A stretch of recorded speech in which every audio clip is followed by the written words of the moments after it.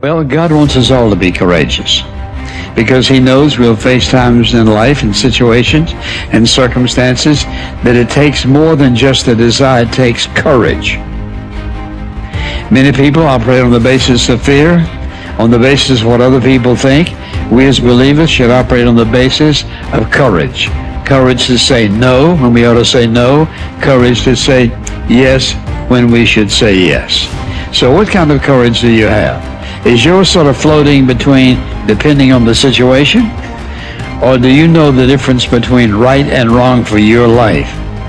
And you've made up your mind. Do we sit down and let change just happen to us? Or are we just watching change happening around us? Or are we aware that change is happening within us? Or are we going to be those proactive people who make sure that we affect what happens to us? Change also produces 4 types of people. They are in this room. First of all, there are people who watch things happen. Not all change is improvement. You used to weigh 128 and now you changed. And for some of you, that's not an improvement. You lost your wardrobe.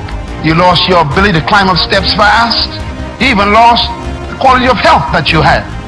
Change doesn't mean improvement all the time. But the problem is, without change, there can be no improvement. So you have to decide what to do with change. Change will happen, and if you are not careful, it could be destructive. So you have to determine, what kind of change do I want in my life? And I want you as a young person, as a mother and a father, as a business person, to think about your company even, or your family, or your educational pursuit. What kind of classes do you want to take in college this year? What kind of grades do you want? What kind of relationship you want to have in your life? Who do you want to drop and who do you want to pick up in your relationships? What kind of people do you want to associate with? Where do you want to travel that you've never been? What are the books you need to read you never read before? The changes come with choices. So what kind of person are you? Drive. That's this puppy right here. This is what you want. This is your prefrontal cortex. Drive is the mode where you're in charge of your thoughts, okay? It's where you are fully awake, you are present, and you are driving your thoughts and actions. When you're doing that, your prefrontal cortex is active. The prefrontal cortex is the part of the brain that you need in order to learn new behavior, in order to do something difficult, in order to do something uncertain, in order to do strategic thinking. So I'm going to give you an example. So I'm a righty.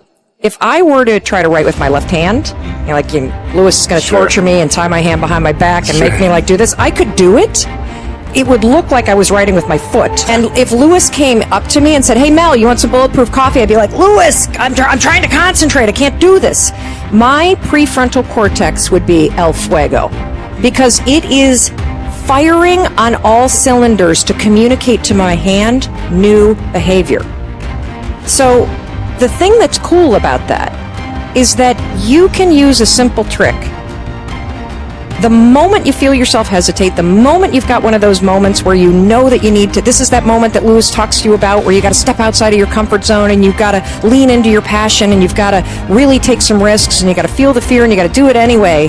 That's the moment where you just woke up and now you got a decision to make. Are you going to drift back into the habits, or are you going to awaken your prefrontal cortex and drive forward and focus and do something new? I am a strong believer that we quit, because why? How does a 297-pound cockroach guy who quit on everything is now considered one of the baddest men on the planet? How is that possible? It means I had to change one thing, my mindset. So there's no way in hell that was it, but that guy was in me. It wasn't like God came down here and said, "Hey, guess what, man? You're a fat ass, but I'm gonna now make you a badass. I'm gonna miracle this to be a badass." No, it was in me. I had to believe and make that belief work, and through hard work, I did that. And if you understand the mind, it does what you tell it. That's its job. And if you tell it better stuff, you have an amazing life. And if you tell it mediocre stuff, you have a mediocre life. I want you to think about this goal that you want. I want you to envision it and see it in your mind's eye. And every day say to yourself that it's possible. See, most people are not accumulating wealth. Most people are living in poverty. Most people are living far below their potential, not because they don't have the capacity, not because they have not been given authority and dominion over everything on the face of the earth, but most people are living like they're living because of the fact that they don't believe they can have any more than what they now have. In the book called Miseducation of the Negro, Dr. Carter G. Woodson said, if you can determine what a man shall think, you'll never have to concern yourself with what he will do. If you can make a man feel inferior, you never have to compel him to seek an inferior status, for he will seek it himself. And if you can make a man feel justly an outcast, you never have to order him to go to the back door. He'll go without being told. And if there's no door, his very nature will demand one. That's why Scripture reminds us, be ye not conformed to this world, but be ye transformed by the renewing of your mind. So every day you have to sell yourself and get out of your mind those old thoughts, that old belief system. Every day you've got to sell yourself on that it's possible.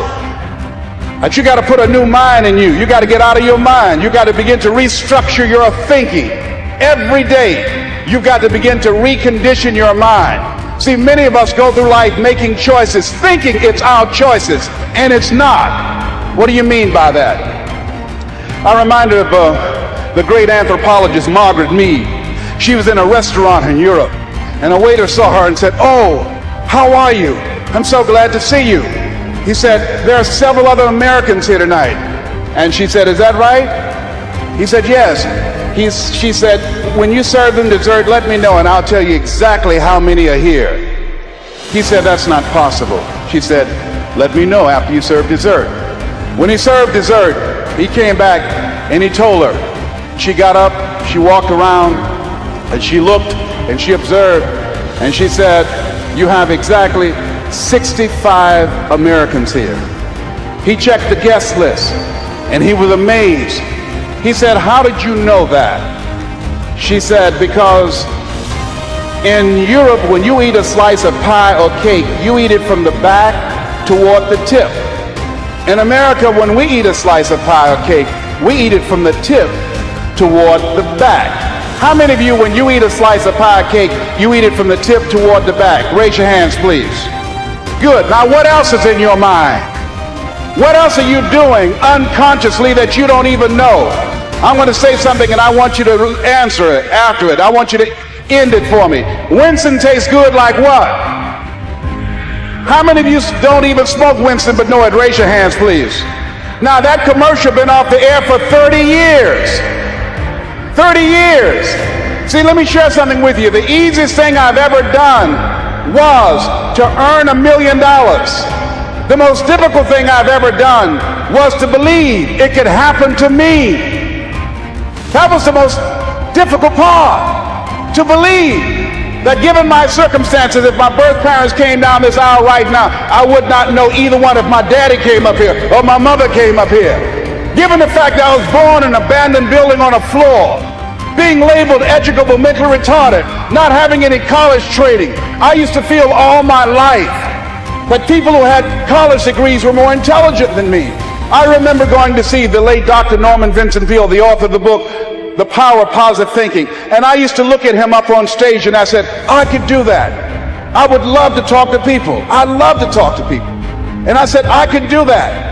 But then when I started going back to my car, my mental conditioning activated itself. And it said, Les Brown, you can't do that. You don't have a college education.